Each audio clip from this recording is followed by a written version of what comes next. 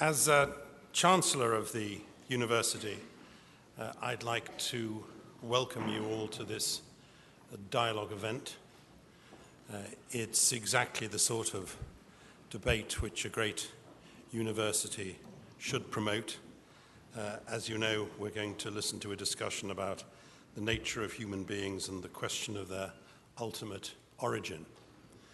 The fact that there are so many people crowding the Sheldonian, the fact that there are two other theatres in Oxford which are packed, and the fact that the proceedings are being streamed live on the web to all parts of the world does underline the importance of this event. I'm told that they're listening or going to listen to you in the middle of the night in Australia. We listen to cricket in the middle of the night. They listen to these more important matters, which just shows the difference between Australian culture and British culture. Obviously, the fact that there are so many of you here this afternoon is largely because of the eminence of our debaters, Dr. Williams, Professor Dawkins, and Sir Anthony Kenney, not only one of Oxford's great philosophers, but perhaps even more important, the former Master of Balliol.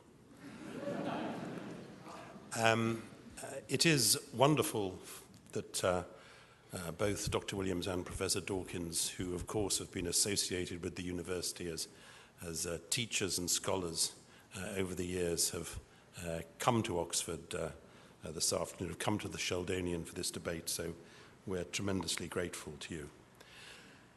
Now, there are many charming things about this theatre. As some of you who don't know already will discover, they don't include the seating. But if you think you're uncomfortable, you should try that throne up there, which is a complete nightmare. But one of the charms is, of course, the recently renovated ceiling, which shows, which has a depiction allegorically of the descent of truth on the arts and sciences, which is, of course, what we're going to experience during the course of the next hour or more. So without any further remarks, I'd like to ask Sir Anthony Kenney to chair and, I'm sure, take part in the discussion. Thank you both. Thank you all very much.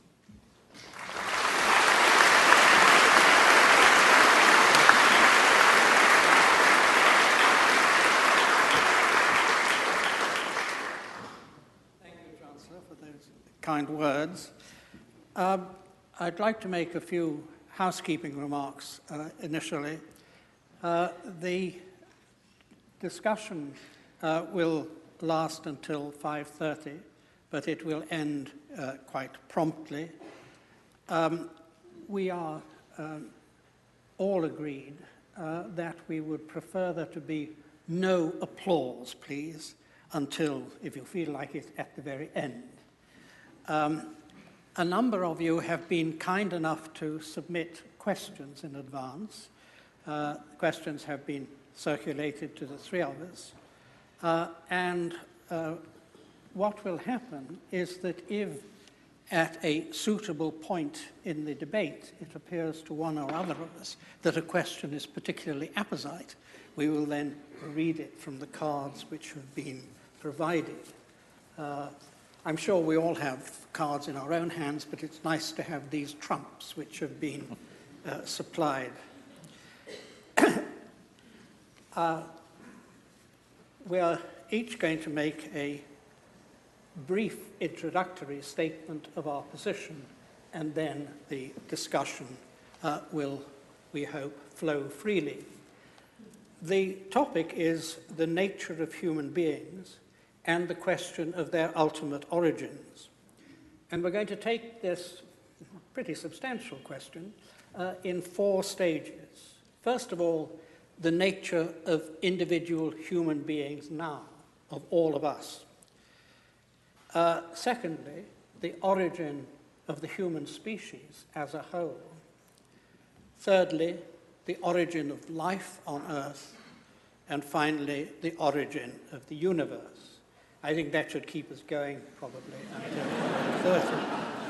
We will be, as it were, tracing our ancestry backwards.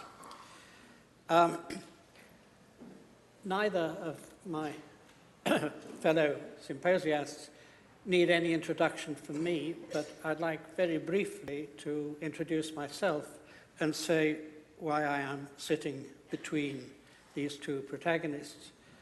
I'm myself a philosopher, and I'm an agnostic about the existence of God. I don't know whether there's a God or not. I'm open to persuasion, either way. I'm flanked by two people who claim to know the answer to the question I don't know the answer to. So I sit here as a representative of ignorance. Archbishop, may I ask you to introduce yourself? As well as being Archbishop of Canterbury, I've, over my career, taught theology and some philosophy in universities, particularly in this university and in Cambridge. I have a long-standing interest in the history of theology and the history of what we rather unhelpfully call spirituality, that is, how Christians pray and understand their praying, and also a long-standing interest in the arts in general, and literature and drama and poetry in particular. So some of that will probably creep into what I say later. Do I say any more at this stage about the subject matter? Perhaps, yes, I think you will. Yes. Well, let me then, to kick things off, venture a sort of definition. Human beings, it seems, are the only bit of the universe we know about that talks about the universe. The only bit of the universe we know about that seeks to represent the universe and makes claims about truth-telling. And because of that, we, as part of that universe, are able to affect the ongoing life of the universe in certain ways, some of which we understand clearly and some of which we don't understand at all clearly. There is, in our understanding and our knowing, an element of what you might call feedback into the life of the universe. And I guess that one of the things we might want to talk about is what kind of difference it is that human beings make, the nature of the freedom we exercise, or independence, within that universal order. But within that, I would say human beings as language users have a particularly powerful central role, and that's a question to our understanding: why and how do we use language? The relation of language and consciousness in this making a difference to the environment we share. It's not a matter of absolute discontinuity with the animal world around us, far from it. But if we are looking for distinctives, this seems to be the area where we look. And just to conclude a very brief position placement, it does seem that we live in a universe which, while we would all have difficulties, I suspect, with calling it anthropocentric, is anthropogenic. It's the kind of universe that has produced conscious language-using subjects, that is, us. And part of what we're looking at today is exactly how we understand that, whether there is a question we can answer about the origins of such subjects in the universe. So I think I'll leave it there. Thank you. Well, first I'd like to say what a privilege it is to be discussing with Archbishop Williams. I was very interested in the way you began, and it reminded me of two things which Julian Huxley said. One was evolution has become conscious of itself, and he meant in humanity. And the other is a poem that he wrote which I can't remember all of it, but it begins, "The world of things entered your infant mind to populate that crystal cabinet." And I think that resonates with what you were saying, Archbishop, about the uniqueness, as far as we know, of humanity as being capable of, as I would put it, getting a model of the universe inside our heads. And no doubt we'll come back to this idea. I think it's extremely interesting.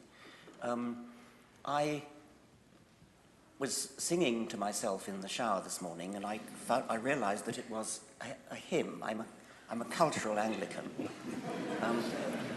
I'm not going to sing it now. I will just say it. It's a hymn that we probably all know. "It is a thing most wonderful, almost too wonderful to be." I'm afraid the hymn goes off the rails rather after that point. That's very good. But I think that it is a thing most wonderful, almost too wonderful to be, that at least on this planet, and possibly on billions of other planets, but certainly on this one, the laws of physics have conspired to make the collisions of atoms get together to produce nothing that any physicist would have dreamed of, but to produce things like us, to produce plants, trees, kangaroos, insects, and us, to produce collections of matter, collections of atoms that don't just obey Newton's laws in a passive way. They don't obviously disobey them, but not in a passive way, but which move and jump and spring and hunt and flee and mate and think, at least in our case, which is a quite astonishing thing to have happened, and we know since 1859 how it happened. And it's almost too wonderful to believe, but we have to believe it because we now know it's true. It's almost too wonderful to believe that the laws of physics, working through this very remarkable process that Darwin called natural selection, has produced these gigantic collections of apparently purposeful beings, which look overwhelmingly as though they had been designed. They carry a terrific illusion of design which fooled humanity until the middle of the 19th century. Now, I think that Darwin's achievement in doing that was not only a magnificent achievement in itself, but it was a triumph of science which can be generalized to science generally, because once Darwin had solved the problem of how you can get big, complicated, purposeful, and apparently designed things out of very simple beginnings, once Darwin had solved that problem, it then gives courage to the rest of science that the same thing can be done in general, and that we shall end up understanding literally everything as springing from almost nothing, or according to some modern physicists, even literally nothing. And I think that that is a truly wonderful thought. When I say almost too wonderful to be, it's a thought that is extremely hard to comprehend and believe, and many people have great difficulty in believing it, and resort to what, in my view, is an unsatisfactory resolution to the problem, which is to say, an intelligence did it. That seems to me to be an evasion of the question, an evasion of the scientific responsibility to understand how things come about, how complicated things come about in terms of simple things. So I'll stop there for a minute. Thank you. You began by agreeing quite a bit with each other, and then tended, you particularly, Richard, to some disagreement. Before I stoke that disagreement, I'd like to make sure we do agree on three very simple things. That is, that the three of us all believe in truth, namely, that there is such a thing as objective truth, and it's not just an ideological construct to keep the lower classes down, or whatever postmodernists say. Secondly, that we all believe in logic. That is, that we think that if two statements flatly contradict each other, they can't both be true. And thirdly, that we all believe in science, that we think it is one of the greatest of human achievements, and that we all owe the scientists of many generations a great debt of gratitude for the way in which they have improved the world. Is there any dissent to that, or qualification? No. Now, can I suggest a line of disagreement, or ask for clarification of what you said? You said that the laws of physics were, of course, never disobeyed by atoms, and I'm sure that's true. You also said the laws of physics have created us. Now, it seems to me that there are two different things there. There's nobody is going to say that the laws of physics are being regularly broken. But that doesn't say that the laws of physics alone determine what happens. In a game of chess, nobody breaks the rules, but the rules of chess do not dictate the game. That, of course, is absolutely true, and the equivalent of the rules of chess would be natural selection, the process of random variation, random change in the genetic codes, followed by non-random natural selection. And it is the non-random process of natural selection filtering the random input from mutation, which ultimately creates living things. So the laws of physics are being obeyed all the time at the lowest level. And the complexity is the same sort of complexity as when you play chess, when a computer plays chess, when a computer does anything for that matter. I mean, computers are only machines in which electrons are whizzing around obeying the laws of physics.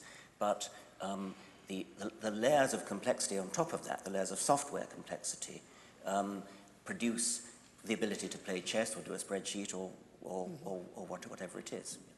And that's where one of my questions comes in. You spoke about how Darwinian selection offers a complete explanation of how we are here and why we're here. Darwin doesn't seem to me to have very much to say that helps with the problem of consciousness, which both philosophically and scientifically remains an enormous area, which I don't see very much advance in the scientific explanation of. And one of the things which makes me wary of simply saying we have recourse to the laws of physics and that's it, is the question of consciousness. What is it that grounds the first-person perspective, which we are currently sharing in this discussion? I agree that that is deeply mysterious.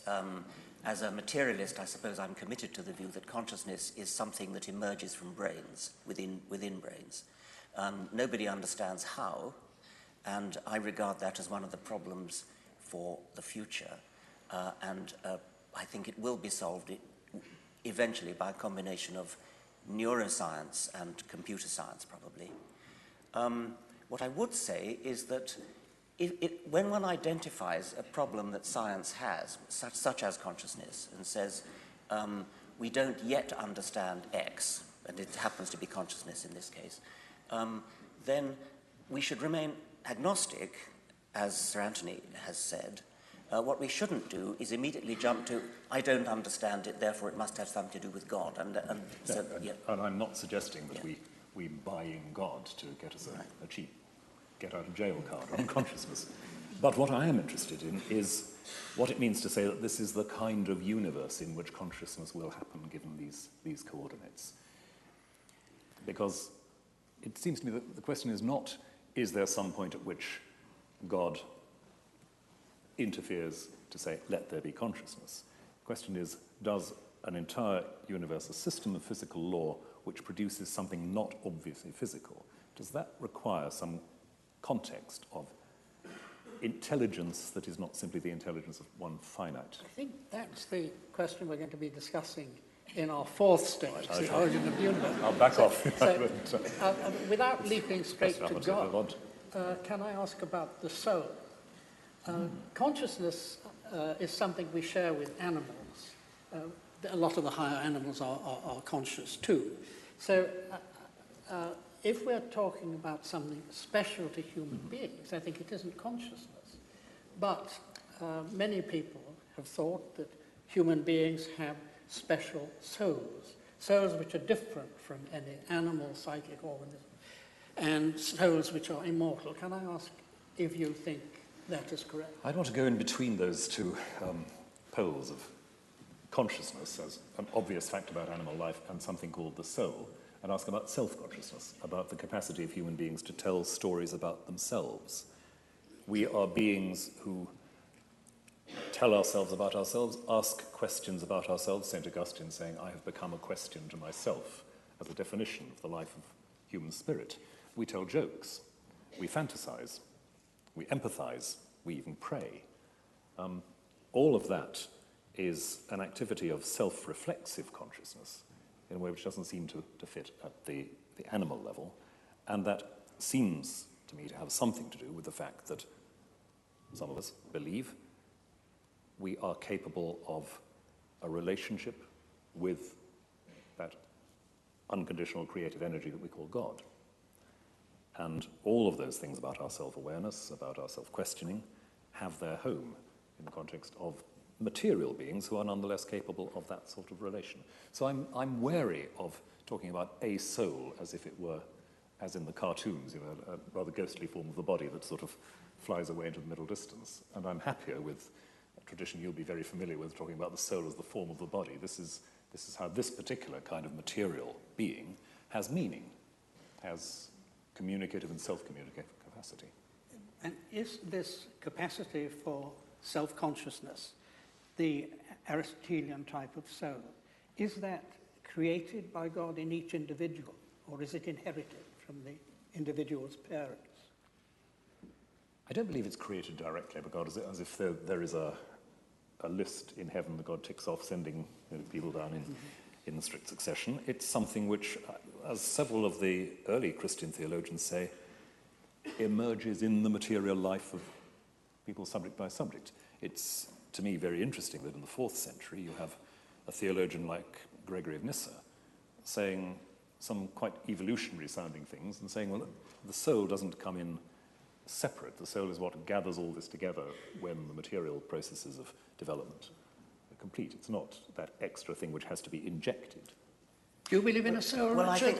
I think that consciousness, that phrase gathering together, is possibly quite insightful about what actually happens about consciousness in the development of a baby. And I think that there's been quite good suggestions that a baby is a sort of mixture of an assortment of different semi-individuals who gradually fuse themselves together to become what we think of as our individuality, as our conscious self.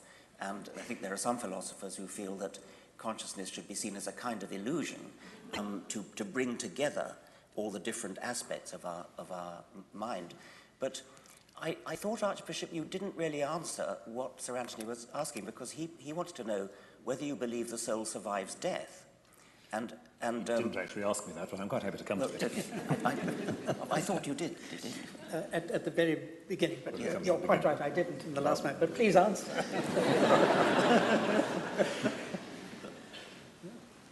The short answer is yes. The long answer would take quite a while, so bear with me a moment.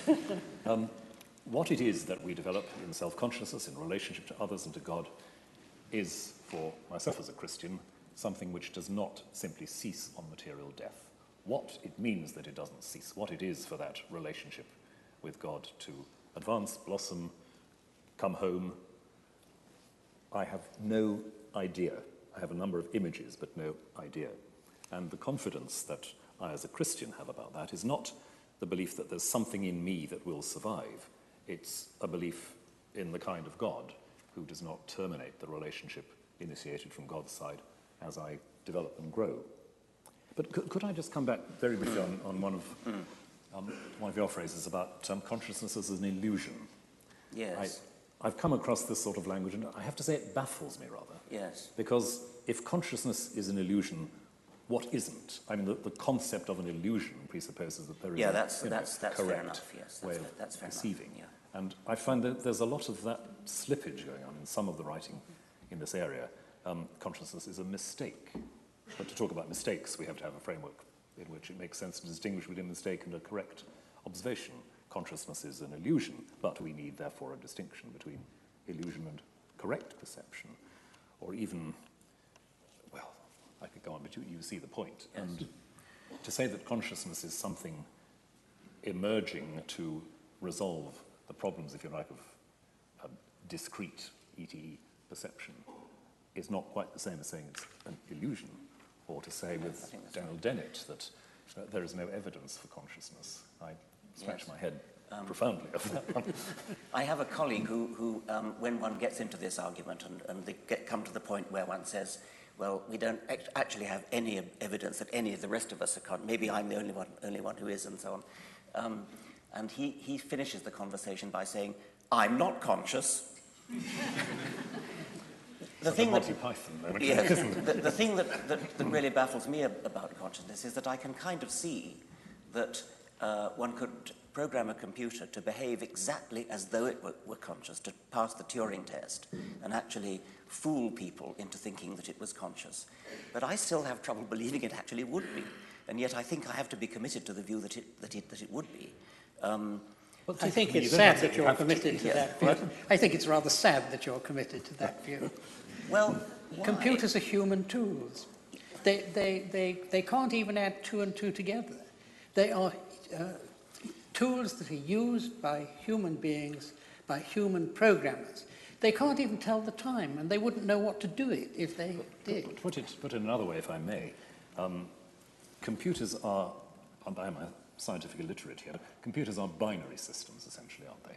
That's what they work on. At bottom they are, yes, but that may not be a very helpful way to put it. But if they are fundamentally binary systems, does that mean that the way the human mind operates is invariably and always reducibly binary, or are there other? Oh no, it's just a technical convenience that they're binary. I mean, what matters is the software, which builds upon the binary events that are going on at the base. But then the question is, isn't it, whether the binary-based system of a computer can, given its dependence on input, given its dependence on certain fixed processes, whether it could move towards a state that was not, like our minds, able to operate in a non-binary. No, I think it's a red herring with the binary. I mean, you could have a quaternary computer or an octal computer. I mean, it's just accidental that it happens to be an engineering convenience that computers are binary. Once you get into the realm of software, you can forget about there being binary. Perhaps I could follow up Rowan's point by asking whether you think a computer has free will and whether you think human beings have free will. Well, I think free will is a difficult question, and I don't think computers have free will in the sense that I do think that everything that happens in a computer is predetermined by events in the world, mostly inside the computer itself. So in that sense, computers don't have free will, but in that sense, we probably don't either. I'm interested you say that because a lot of people misunderstood your first book, The Selfish Gene, to say that you believed in gene determinism, that everything was determined for us by our genes and therefore we didn't have free will. In your second book, The Extended Phenotype, you took great pains to explain that you were not a gene determinist. Yes. Well, usually not being a determinist includes believing in free will. No. The emphasis should be on the word gene. I'm not a genetic determinist in the sense that some people thought that I was saying that it's genes that make us what we are. Whereas all I was saying is that it's genes that are the fundamental unit of natural selection, which is a very different matter. You can be a determinist without being a genetic determinist. You can be a determinist who believes that events in the world, events in the universe, come together to produce everything that happens afterwards, including us, and including what we do. But that's very different. I mean, genetic determinism is a much more specific and less philosophical problem. Does it mean that in principle every decision is predictable? Well, that's what a determinist would say. Yes. Is it what you say?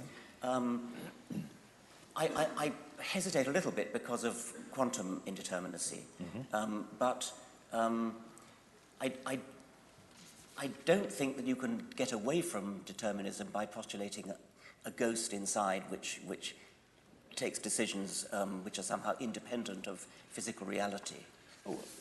I don't think that.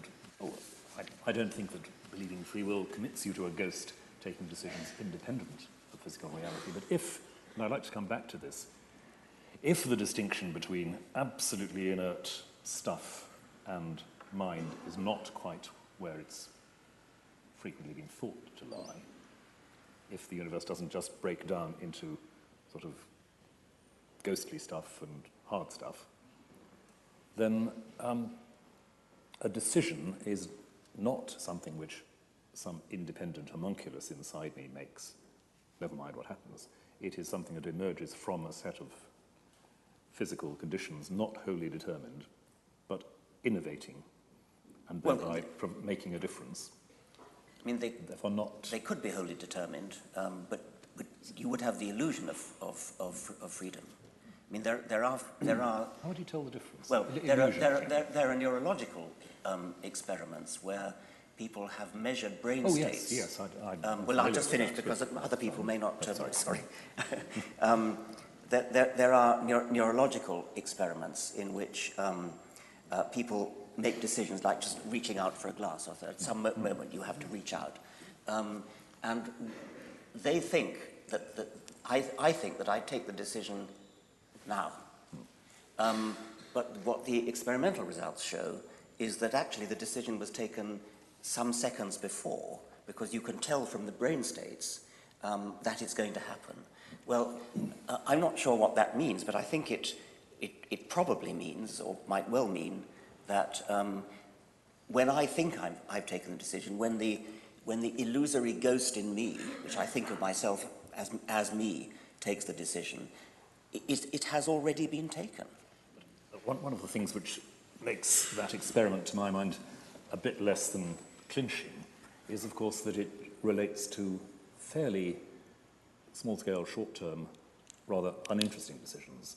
I would be interested, seriously interested, to find if you could map that onto deciding who to marry, who to vote for.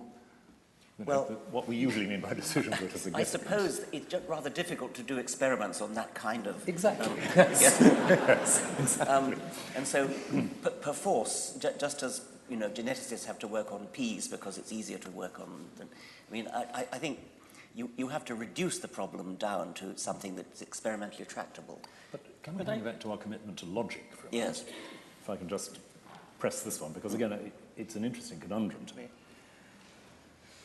There's an old sort of chestnut of philosophical argument which effectively says, if you were to tell me that it is foreordained that I will pick up a glass of water in the next 5 seconds, I can actually refuse to do so. Now, my refusal may be predetermined, but you see that there's a sort of regress of intelligibility. In other words, a true statement, I am determined, it is determined that I pick up this glass of water, is incommunicable. It can't be spoken without making a difference to my possibilities. I think that's right, and that's the kind of thing philosophers like. But can I also say that most philosophers don't like the naive picture of free will that experiment presupposed. Right. I mean, it was an idea made popular initially by Descartes and by David Hume, and a long tradition of empiricist and rationalist philosophers, that there was a sort of soul inside that in which mental events occurred, which were the causes of the bodily events. And it's that picture which that experiment presupposes. But since at least the time of Wittgenstein, Rowan and I both admire, and Gilbert Ryle, who was my teacher here many years ago, it's commonly thought that there are very sound philosophical reasons for denying that is the way things work. It's surprising that you should admire it, because it is very much the ghost in the machine picture. And you're saying, the machine works before the ghost does. Whereas I think most philosophers nowadays would think the whole idea of constructing body and mind like that is quite wrong. But why doesn't it destroy the idea of free will? Because it only shows the order of events in an act that is undetermined may not be what you would have expected if you had the false philosophical idea. Well, I'm not a philosopher, and that'll be obvious. Perhaps you should have invited a philosopher to Perhaps we should move from our question one about human beings. But could I just round it off with taking up something that you said, right? You said, when you were talking about possible immortality, that as a Christian you thought this and that. So do I take it that that means that you think the immortality of the soul or survival of any kind is a matter of faith and not something that can be proved by reason, as many philosophers in the past thought it could?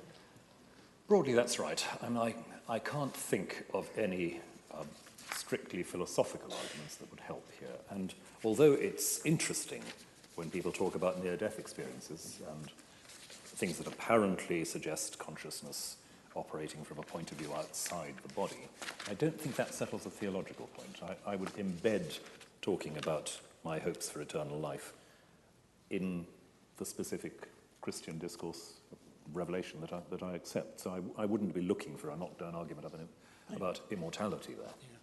Well, may we move on to stage 2, the origin of the human species?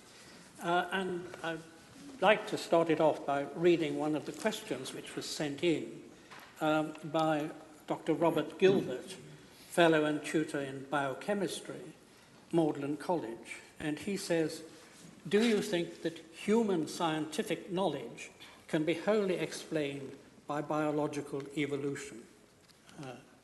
Would you like to start? I don't even understand what that means. I mean, presumably he means the existence of people like you who have a lot of scientific knowledge. If he said, do I think that humans can be wholly explained by, or the existence of humans can be so, I would say yes. But scientific knowledge is something that humans have in their brains. So I suppose the answer is yes. I can't think what else you'd need to explain humans, or indeed any other animal, than biological evolution. And I presume we all accept biological evolution. Yes. I'd guess that the question might be about some of what we've just been talking about, consciousness and so forth, the Yes. capacity of a materially based mental system to represent accurately or adequately, in some sense, the structure of the universe.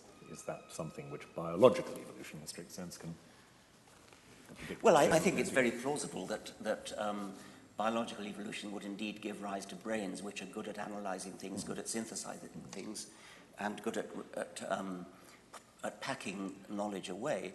But it's undeniable that the human brain does things which are far beyond what you would expect of a creature that merely has to survive in the Pleistocene of Africa and hunt wildebeest and find waterholes and things.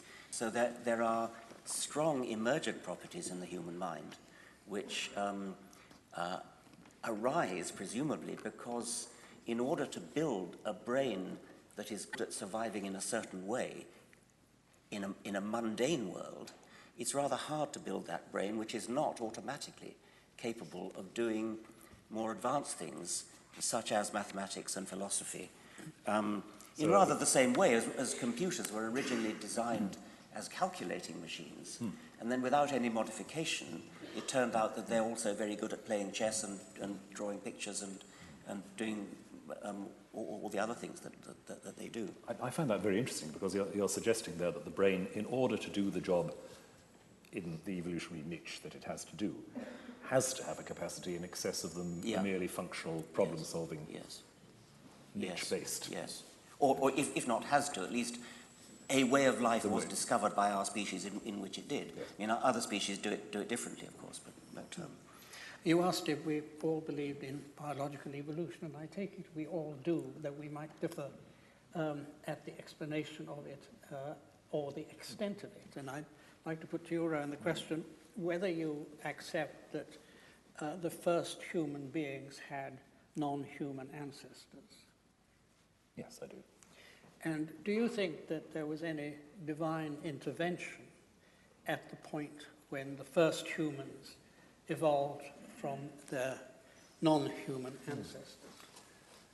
Well, I think there's, from where I start, there has to be a point in the story at which the proto-human becomes conscious of what I'll call in shorthand a call from God or an address from God.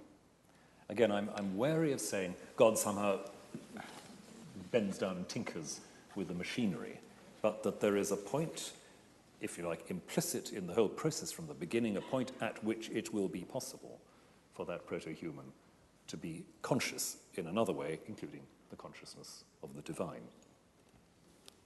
And that, I would say, is the beginning of what I would regard as humanity in the image of God. I have a problem with the very idea of the first human. I think there never was a first human, in fact. I mean, because it's all a gradual change. And I mean, perhaps I could ask Archbishop, I mean, do you think there was a moment when, as it were, the last Homo erectus parents looked down fondly at their baby, which was the first Homo sapiens? I mean, I suspect the Pope probably does think that, because he actually thinks that God did intervene and inject a soul. I'll ask him sometime. Yes. I think you're right that saying that there is a first human being, in a simple sense, is problematic on all sorts of levels. But the point at which I would want to begin to call such a being recognizably human, put it the other way around if you like, is the point at which I would see that evidence of a self-awareness and God-awareness. Now, I haven't access to that. I don't know what was going on in the mind of the Homo erectus, Homo sapiens crossover period. But that's what I would have to say. Don't you think that self-awareness, it might itself have been a gradual sort of emerging thing rather than a sudden... I mean, people do experiments on chimpanzees, which they call self-awareness experiments, where they put lipstick on the cheek or something and see whether the chimpanzee, when it looks in a mirror, says, that must be me, and starts to do that. Well, that's one attempt that experimental psychologists have made to investigate self-awareness. I should have thought there is self-awareness way before you would even start to call it human. I was going to ask about this blurring between the two. Does that mean that there is not a point when a new species emerges? I think so, yes. I mean, there may in some special cases be a macro-mutational step, where this happens in plants especially, where a new species just suddenly comes into existence and is instantly incapable of interbreeding with the old one. But in animals, I think generally it's not the case that there is a sudden moment when a new species comes into existence. So there's going to be happy interbreeding between not quite humans well, and let's just humans. Suppose we did a thought experiment in which we could go in a time machine back to anywhere we like in history, in evolutionary history. Then you would gradually have a fading out of the ability to interbreed as you go further and further back. Mm-hmm. So if you did the thought experiment of hopping backwards in, say, 100,000-year steps in a time machine, and at each time you land and you take on board one passenger, and you cart that passenger back another 100,000 years, and then you see whether you can interbreed with the chaps that you meet when you get there. I'm suggesting that maybe 100,000 is too long, maybe 10,000 years. That every 10,000 years stop, the most recent additions to the passenger list will always be capable of interbreeding with the next lot, and probably the next but one. But that there comes a point when the next but 10, for example, can't interbreed, and it's a gradual fading out of ability to interbreed. And interbreeding, by the way, of course, is the standard criterion for members of the same species. You don't have any problem with language emerging by natural selection? Well, that's very interesting because, language, true syntactic language, as opposed to the many communication systems that non-human animals have. Recursive, self-embedded syntactic structures. That seems to be uniquely human. And I had always supposed by recursive syntactic structures, you mean having words in it like if, not? That's right, yes. The adjective noun or the adjective noun, which adverbly verbed in the verb of the noun, all that sort of, which no other species can do. Now, there is some very interesting evidence that I think there are 2 or 3 genes, I've forgotten what they're called, which have mutated so that they're different in us from chimpanzees. There are a lot of other genes that are, but these particular ones are of great interest because when humans, mutant humans who have reverted back to the chimpanzee state, can't talk. And so the suggestion is that what was required for language to evolve in humans was that at some point, this could have been a rather sudden moment when a particular mutation occurred, which enabled humans to use recursive syntax. And if that were true, it would be a remarkable example of a sort of major step in evil. I mean, there really could have been a moment when the child could talk and the parents couldn't. It's a problem who the child talked to, of course. But that seems to me an enormously important question, who the child talks to, because in ordinary physical evolution, there's no difficulty in thinking that a mutation can produce an animal with a longer leg than other members of the species. I mean, you can measure the leg, but the idea that just one member had a language, given that language is a social community, I find very difficult. No, you can't really imagine that it would have had a language. It would have been, I mean, there have been other suggestions that the ability to do hierarchical embedment, if we can call it, started before language and was used in controlling. Presumably the child would just have shouted at its parents until they shouted back. Just as I mean, if you listen to those chimpanzees who have been taught various versions of human language, like sign language, claims are made that they are doing it properly. But I think the consensus is probably that when Washoe, the chimpanzee, says, "Please give me a banana," what she's really saying is, me, banana, banana, banana, gimme, gimme, gimme, which I think the mutated humans can do too. It's just that what they can't do is, this is the house that Jack built. So it's actually rather like what you were saying about the brain, that there's a point at which there's a sort of step change in capacity, which is not predictable simply in terms of the niche that it fits into. That's right, and it could be an exception to my general prejudice that evolution is always gradual. It could be a rather unique exception. Thank you. So even if there wasn't a first human being, there was a first human That's talker. right, that's right. There indeed could be, yeah. Thank you. Before we leave the question of the origin of the human species, I'd like to read out one more question from the floor from Isabel Richards. It goes like this: human beings are immensely imperfect, with so many of our potentialities unrealized. Are these failures of evolution, or are they failures of design?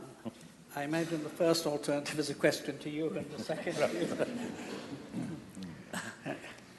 Well, there are numerous imperfections in not just the human body, but in many animal bodies, and they are extremely revealing because they are, I mean, they won't surprise anybody on this platform, but to an American fundamentalist creationist, they're quite worrying because they're things that no designer could possibly have perpetrated. I mean, things like the recurrent laryngeal nerve, which is one of there's a branch of the cranial nerve, and it goes to the larynx. But instead of going straight to the larynx, it goes way, way down into the chest, and then loops round one of the main arteries in the chest, and then goes back up again, which in a giraffe is a detour of about 15 feet. So this has been often quoted as an example of imperfection. No designer would ever dream of doing something as silly as that. But of course, if you understand it in terms of evolutionary history, it makes perfect sense, because in our fish ancestors, the most direct route between the start of the nerve and its end organ was indeed south of the artery that it still is. And as evolution progressed, as the neck got longer, fish don't have necks, as the neck got longer in their descendants, the marginal cost of another millimetre of detour was less than the marginal cost of the immense embryological upheaval it would have taken to have jumped it over. So if you look at it in terms of history, then it makes perfect sense, and we're full of examples like that. And rather serious ones sometimes, like the imperfections of the way so many people have back pain is because we're walking upright when our ancestors walked on all fours. But I don't know if that's what the questioner means, because she says there's so many of our potentialities unrealized, and obviously nothing that I've said has any bearing on that. I think there are two kinds of question going on here, at least. Imperfection and incompletion. Unrealized potentiality is about incompletion, isn't it? It's about the fact that there are things we might, as individuals or even as a species, conceivably do, but we can't or don't. And I don't see that that's a matter of failure, because in any system where we grow through time and develop through time, whether as individuals or as species, that's just part of what it is to be temporally conditioned, to live in time, one thing after another. Failure is, I think, another kind of question, isn't it? And it's the apparent inefficiency or irrationality, in a rather loose sense, that you've just described in terms of the religion. But I almost wonder whether she means something like the Christian, I don't know, we're all imperfect because of original sin or something like that. I mean, that it is part of Christian theology, isn't it, that humans are all born in sin and sinful until redeemed. And could she mean that? I think Isabel Richards is probably here. Perhaps she could tell us what she means. Well, I think that the context of the question. When posed was, when we think about potentialities that are unfulfilled. The context originally of the thought of this question was, when a mother has a child and the child, for example, dies without being able to fulfill what could be its full life, and that there are these tragic moments in people's lives, and you, as humans, want to try and explain or to try and come to terms with what those things mean. And I think the question is based around, do we need a sort of explanation for the fact that those things are unfulfilled? Is that something that evolution will eventually, for example, get rid of? Is there some sort of end game, or is on the other hand, I think you've made clear the question, and I think it is much more a question to the Archbishop than to... Well, my answer would just be, it's tough. So evolution... Can we let the Archbishop answer, please? I think I might feel obliged to say a little bit more than stuff happens. Because you're asking, of course, the most fundamental question about, if you like, the emotional coherence almost of religious belief, how it's compatible with the fact that lives are cut short in terrible circumstances. I haven't got a mega theory that will sort this out. I have a kind of bottom line of understanding that in a world where change and chance are, from the point of view of any individual, uncontrollable, tragic accidents happen, that there is no way, or perhaps that's just an elegant version of stuff happens. I hope it's not quite that. But that is one of the things that happens in a world where we are not in control of our circumstances. I mean, it's of course inherent in the very idea of natural selection that distress happens. Far from evolution getting rid of the problems that you're talking about, it's the very essence of natural selection that unfortunate things happen.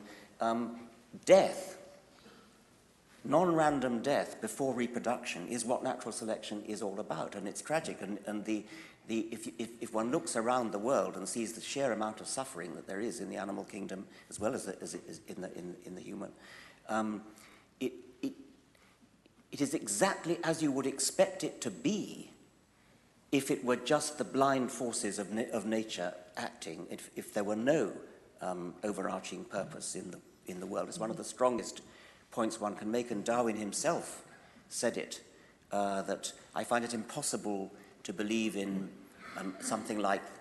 believe that the Ichneumonidae, that's a family of wasps who torture their victims in horrible ways, could be created by a beneficent deity, something like that. It's utterly foreign to the scientific way of thinking to say, oh, isn't the world terrible? Shouldn't evolution do something about it? It's because it's terrible that evolution produces the results that it does. So this really is much more of a problem for you, isn't it? I think it is. And also, the point that Richard made about, as it were, design faults. I mean, our eyes having been put in backwards and that kind of thing. They make, but perhaps you don't believe that the universe was actually designed. All we've got to go on when we use a word like design is what it's like for us to design things. And that's a fairly short-term exercise with controllable material. I don't know, for obvious reasons, what it might be like to create a universe. I avoid the word design there. That there should be a universe which is intelligible, that it hangs together, that in various ways its processes converge to certain ends. Yes, that's part of what I mean by believing that God created the universe and that our God is an intelligent God. That involves God in what I'd call the micromanagement of the process, so that there are, rapid excursions to adjust the mechanisms when they're not doing well. That I find very difficult, because it runs straight into the worst, morally the worst kind of case that you're talking about. If God can do that, why doesn't he do it more? Can we move now on to our third topic, the origin of life? How did life originate on Earth? And it seems clear that the origin of life can't be simply explained in Darwinian terms, because Darwinian explanation assumes true breeding populations. Yes. So this seems to be rather more of a difficulty for you than it is for Yes. the... That's of course true. Natural selection explains an enormous amount once it gets started, but it can't start until you've got genetics. And so there has to be a kind of proto-genetics before there's life, meaning that there has to be self-replicating molecules, is probably the best way to put it. And so the whole enterprise to understand the origin of life is an enterprise to imagine what it was like in the sea, probably in the sea anyway, in the world, before there was life, when there were molecules bumbling around and self-replicating molecules that made copies of themselves came into existence by sheer luck. This is an event that only had to happen once, unlike all the subsequent things that happened in evolution, where there's a repetition billions and billions of times of the same kinds of things going on. The origin of life would have been, I'm not saying it was a unique event, but it doesn't have to be any more than a unique event. Once that happened, then the whole process took off. Nobody knows how it happened. There have been various theories about it, and the currently most fashionable theory is the so-called RNA world theory, where the idea is that the original genetic molecule probably wasn't DNA. It almost certainly wasn't DNA. DNA is too complicated. But it could have been RNA or something like RNA, which has the property of being a good catalyst, a good enzyme, as well as being a good replicator. And those are the two properties that you need. DNA is a very good replicator, but a terrible catalyst. And protein is a good catalyst, but a terrible replicator. RNA is reasonably good at both. And so it's possible that it all started off with RNA, and then the twin functions diverged, and DNA, as it were, usurped the replication function, while protein usurped the enzymatic function. That's the most fashionable theory now. I would like to say a little bit more about how improbable it might have been. I said it required sheer luck. And there is an argument which I've put before that it could have been an absolutely stupendous stroke of luck. And this is quite an interesting argument. It uses the anthropic principle. Since we know that there are probably about 10 to the 22 planets, at least, in the universe, the number of opportunities for life to evolve staggers the imagination. It is conceivable that we are alone in the universe, and actually quite a lot of people think we are and would want to believe we are. If we are alone in the universe, then it follows that the origin of life on this planet was a quite stupefyingly rare and improbable event. And that would be a very odd consequence, because what it would mean is that when chemists look for a theory like the RNA world theory, when they look for a theory, they're not looking for a plausible theory at all. They're looking for a highly implausible theory. Because if it were plausible that life could originate on a planet, then the universe would be crawling with life. And my view is that it probably is crawling with life, and therefore that it's not all that improbable. But by crawling with life, I might mean only 1 billion independent life forms have evolved. And 1 billion is such a tiny number compared to the number of planets that there are in the universe, that these islands of life in the universe could be so spread out that they never have any chance of meeting each other or even knowing each other. A sort of celestial Polynesia, without any canoes to them. Yes, yes. Richard, in several of your books, you've shown enormous ingenuity in proving that things which seem astronomically improbable are not astronomically improbable. But it seems to be a big step to move from saying that something was not astronomically impossible, so it actually happened. I mean, it's not astronomically impossible that the roof of the Sheldonian should fall on you in a moment's time. But I don't think that means it's going to happen. No. But remember that it only has to happen once in the history of and it only has to happen on one planet in the universe, and this is where the anthropic principle comes in. Could you explain to people what the anthropic principle is? If it's such an improbable event that it happened in only one planet in the universe, then that planet has to be this planet, because here we are. And that's the anthropic principle. When you say had to be this planet, what kind of necessity are you talking about? I mean, philosophers distinguish between metaphysical necessity and epistemic necessity. Epistemic necessity is the opposite of epistemic possibility. Something is epistemically possible if, for all we know, it might be true. But that doesn't mean that something is epistemically necessary, therefore means that we know it is true. But that doesn't mean that it was necessary in advance. I think you somewhere give an example yourself of somebody who's put before a firing squad of 10 marksmen, and they all miss. And people say, well, there must be some explanation for that. And he said, oh, no, it had to be that way because I'm still here. Yes. That doesn't seem to be a very good argument. That's the example of John Leslie, isn't it? Yes. No, the way I was using it, I don't know the words epistemic and so on, so I'm not going to use that. But there are so many planets in the universe that we are allowed to postulate a theory of the origin of life which has only a very, very, very low probability of happening. And the reason we're allowed to do that is that we are here on a planet where it manifestly happened. Because we're here, we're thinking about it, we're talking about it. So if it's true, I don't believe for a moment it's true that there's life on only one planet in the universe. But if anybody here wants to say there's life, that this planet is unique in having life, then they are entitled to do so because we know it happened here, we're sitting here talking about it. Therefore, if this planet had to be, with hindsight, it's not a necessity in advance, it's with hindsight, had to be the one where it did happen. I think John Leslie's argument is a little bit different. I don't think that applies to this. I think we will be coming back to the anthropic principle when we're talking about the origin of the universe. Yes. But before we do that... Sorry, can I just come back on one interesting question about the, what you call the protogenetics or the pre-genetics.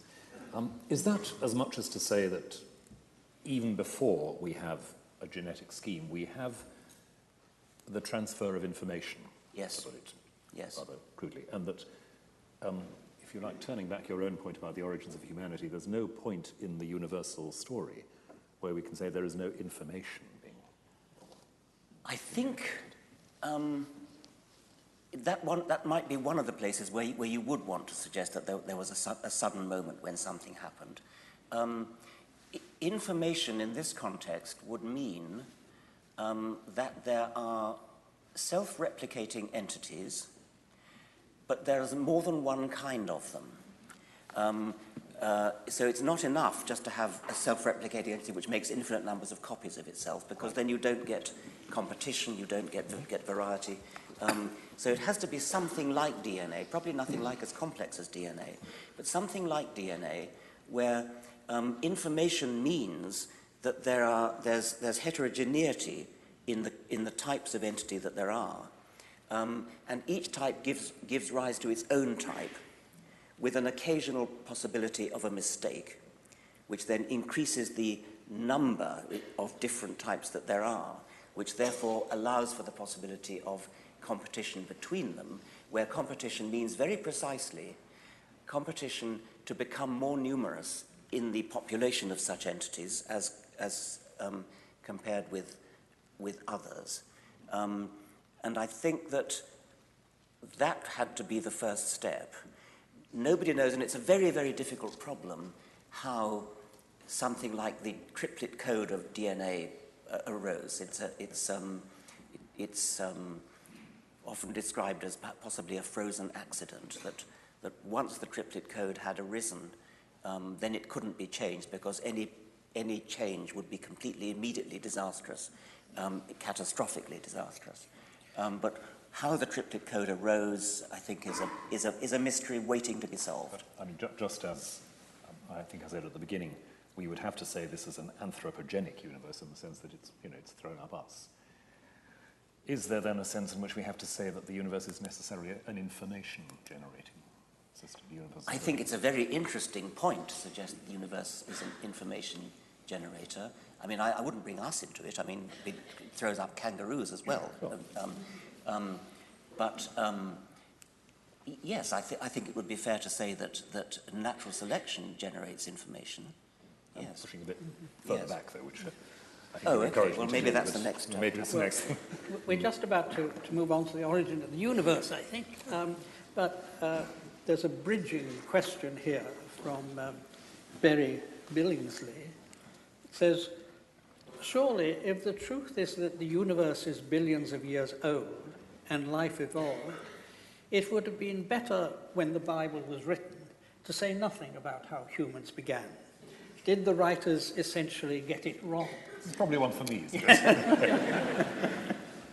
I can't imagine that the biblical writers were, if you like, faced with a set of options, including telling the truth that the universe is billions of years old and saying, oh, that's too difficult. The writers of the Bible, inspired as I believe they were nonetheless not inspired to do 21st century physics.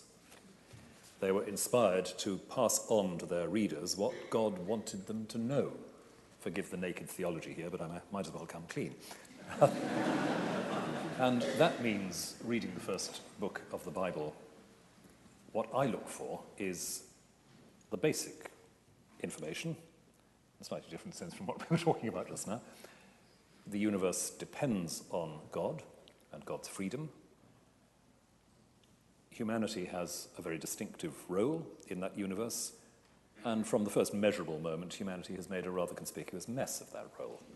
That's where the Bible begins. That's what I need to know, so to speak. And I don't think that it makes very much sense to talk about the writers of Scripture getting it wrong in the sense that there was lots of information available and they happened to get on the wrong bits of it. But I wonder, when you say humans got it wrong, I mean, presumably... Oh, original sin. Yes, quite. But I'm baffled by the way sophisticated theologians who know perfectly well Adam and Eve never existed still carry on talking about it as though it had some profound wisdom to impart to us in an allegorical sense. Or I mean, that I presume is what you mean. Pretty much. It's, again, something which isn't just a 21st century invention, but it's a way people have read Genesis from very early on. But I don't understand why you really bother, because when you think back to who wrote Genesis, they were not, there's no reason to think that they possessed any particular wisdom or knowledge. Why would you want to waste your time reinterpreting Genesis to make sense of it in the 21st century? Why not just stick to 21st century science? If I want to answer 21st century scientific questions, then I stick to 21st century science. If I want to understand my moral and spiritual position in the universe, I reserve the right to go back to Genesis. Yes, but why don't you then talk about moral and spiritual problems as you wish to talk about them? How does it help to go back to what somebody wrote in whatever it was 800 BC? Well, presumably, Rowan thinks that in a certain sense they were written by God, not by these humans. I mean, and since he has been sporting enough to bring God into the discussion, you, I think, Richard, believe you have a disproof of God's existence. No, I don't. You were wrong when you said that. I constructed in the God delusion a 7-point scale, of which 1 was I know God exists. 7 was I know God doesn't exist, and I called myself a 6. Why don't you call yourself an agnostic then? I do, but I think it's a. I think it's. You are described as the world's most famous atheist. Well, in not the book by me. Not by me. But can I ask you to right, spell out your argument? 6.9. Your Boeing. But you have your Boeing 747 argument to show. I mean, highly improbable. I believe that when you talk about agnosticism, it's very important to make a distinction between I don't know whether X is true or not, therefore it's 50-50 likely or unlikely, and that's the kind of agnostic which I'm definitely not. I think one can place estimates of probability on these things, and I think the probability of any supernatural creator existing is very, very low. So let's say I'm a 6.9. But that still doesn't mean that I'm absolutely confident, that I absolutely know, because I don't. But I was asking for your reasons for the high probability. Okay, the reasons for the high probability are that complicated things that appear to be designed, don't just happen. They, as Darwin showed us, and this is what I meant right at the beginning when I said that Darwin's achievement gives us confidence. And the confidence that he gives us is because he showed how you can go this wonderful thing, almost too wonderful to be true, this wonderful thing that you can go from extreme simplicity, where there is no design, where there is no complexity, and after 4 billion years, you end up with us. And that's an explicable process, it's an understandable process, we understand it, it works. Now that's an astonishing thing to have happened.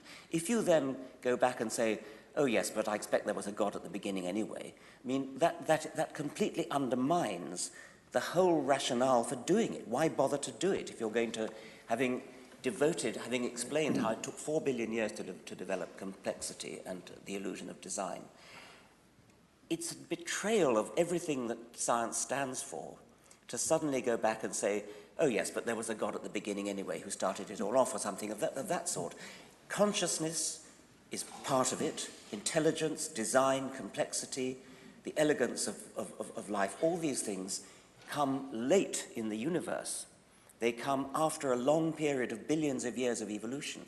It took 4 billion years on this planet. We don't know how long it took on other planets, if there are.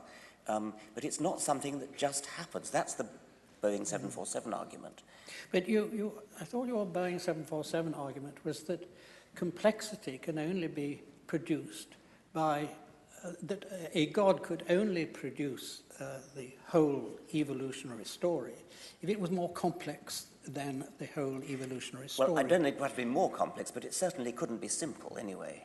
It would have to be, I mean, if we're asking God to be capable of designing the laws of physics, minimally designing the laws of physics, let's say, twiddling the knobs to get the universe's fundamental constants right in order to produce a universe, perhaps dealing with the chemical events of the origin of life. So he's got to be at least as complicated enough to do that, and he's got to forgive your sins and listen to your prayers and all that kind of thing. That's not a simple creature. Don't we have to distinguish between two senses of complexity? Yes. And of simplicity. There is complexity of structure and complexity of function. Now, traditionally, theologians have said that God was simple, that is to say he had no structure, he was not spread out in space and time. But of course, in saying that he was omnipotent, they said that he had an enormous number of powers, an infinite number of powers. But there is a distinction between complexity of structure and complexity of function. Take my electric razor. It is a much more complicated machine than a cutthroat razor. The cutthroat razor is simple in structure, but it has more complex powers than the electric razor, because the electric razor can only be used to shave a beard, whereas the cutthroat razor could be used to cut a throat. Indeed, you needn't even have a cutthroat razor. You just find a stone, a flint, and I really don't see what you're saying. I mean, you cannot Just be distinguishing serious. two senses of simplicity. Can I have a go? Yes, please. Yes. Yes, you three are, you can do better. Not that I know much about razors, but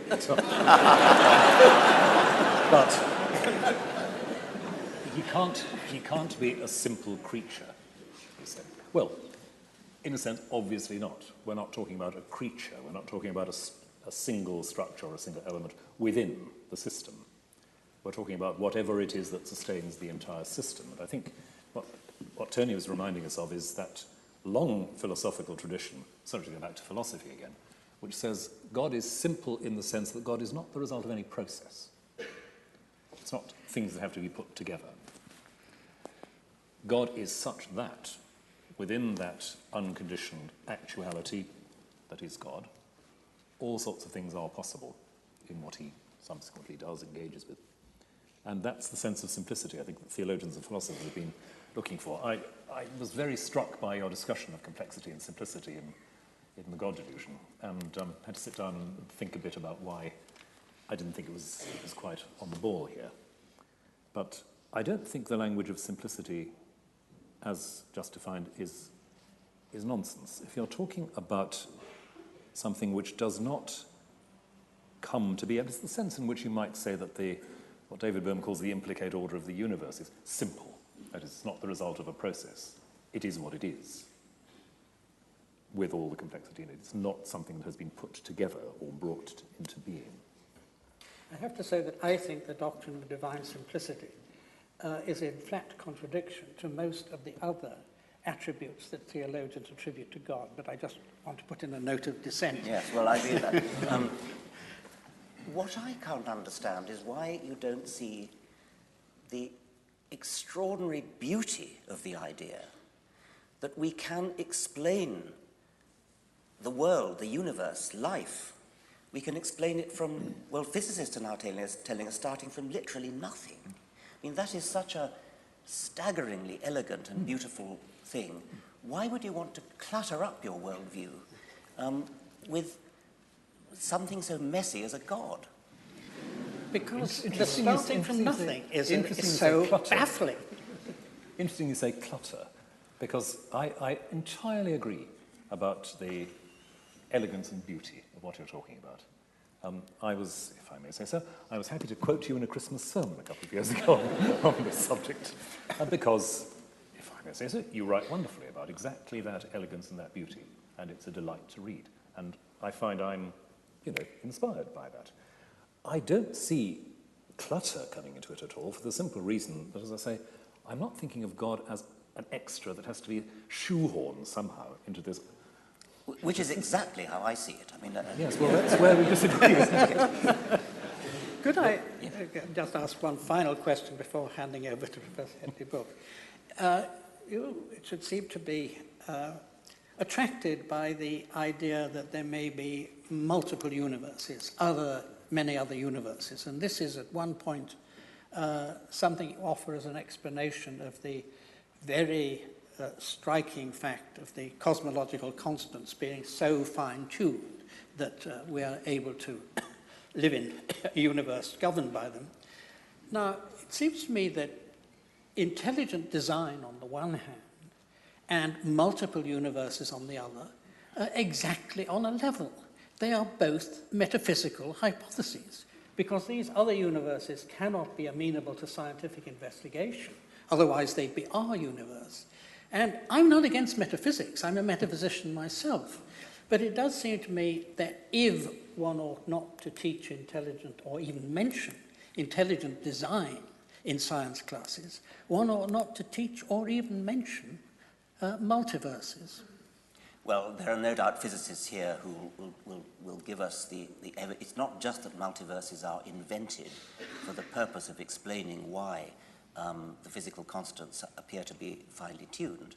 There are other reasons for postulating multiverses. It's a kind of analogous situation. I mean, I can deal with the anthropic principle at a planetary level, and which is what we were talking about before, where we said that there are so many billion planets, and therefore we can make inferences about the improbability that we are allowed to entertain in talking about the origin of life. It's a parallel argument that's used with the multiverse, where the universe that we're in appears to be finely tuned according to some views. Not all views, by the way, not all physicists accept that. And therefore, in a rather analogous way to how I use planets, there are some physicists who postulate many universes in which each universe has its own versions of the physical laws and constants, and then by the anthropic principle again, we have to be in the kind of universe which is capable of giving rise to us, and therefore it's no surprise that we are. That's only one way in which physicists deal with that question. There are other ways that other physicists do.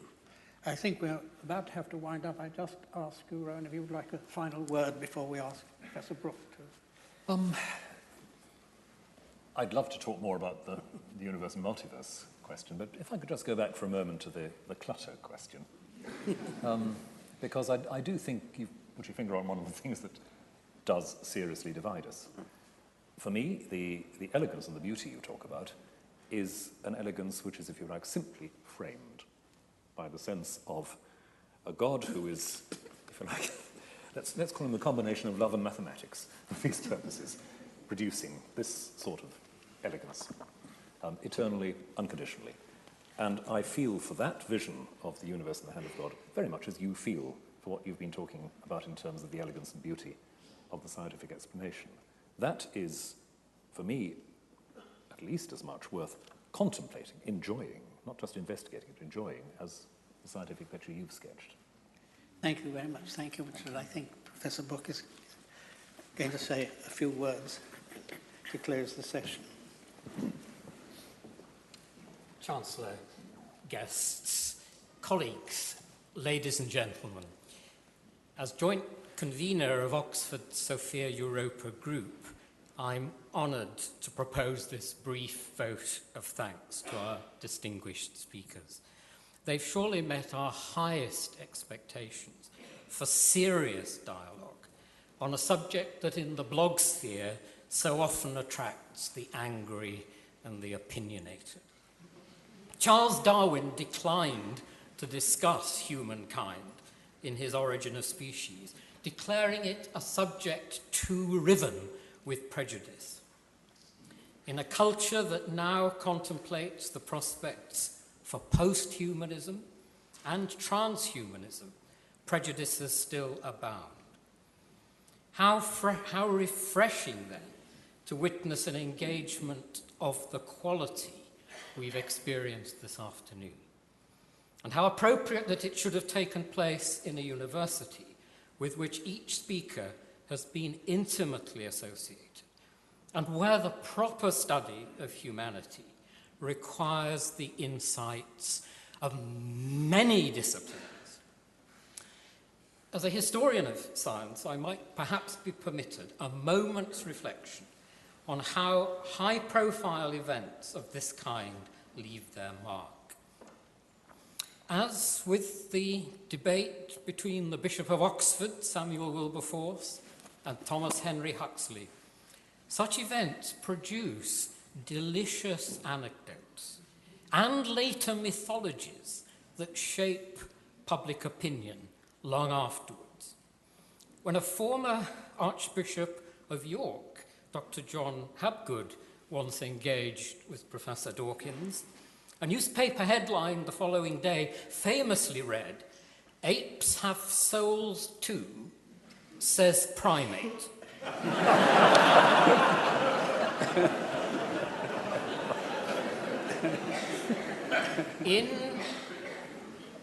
In such debates, there can be no easy victories. Of that contretemps between Wilberforce and Huxley, it was reported at the time that each had found a foe worthy of their steel and made their charges and countercharges very much to their own satisfaction and the delight of their respective friends.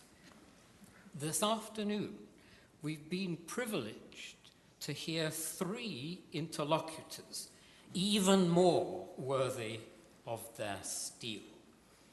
Their contributions will surely have pleased their friends, but they've done far more than that in enriching our understanding and in probing those fissures between theism, atheism, and agnosticism, even if all 3 were voted 6.9. We should thank all in the university who have planned this event and made its realization possible. And please show your special appreciation of our generous speakers.